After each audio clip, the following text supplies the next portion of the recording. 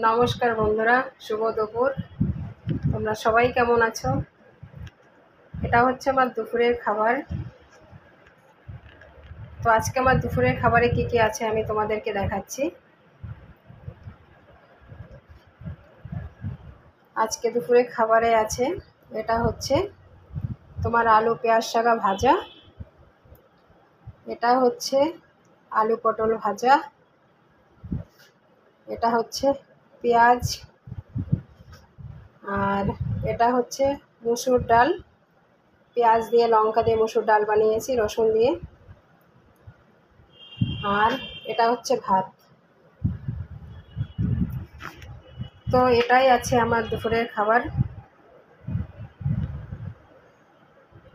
আমাদের ঘরে খাওয়া নিয়ে কোনো কারো কোনো বায়না নেই। যেটা বানিয়ে দিই সেটা বাচ্চারা সবাই খেয়ে নেয়। খাবার নিয়ে এত টেনশন নেই যে আমার এক এক দিনে এক এক রকম আইটেম বানিয়ে খাওয়াতে হবে, সেরকম কিছু নেই। সেদিক থেকে আমার বাচ্চারা খুব ভালো আছে।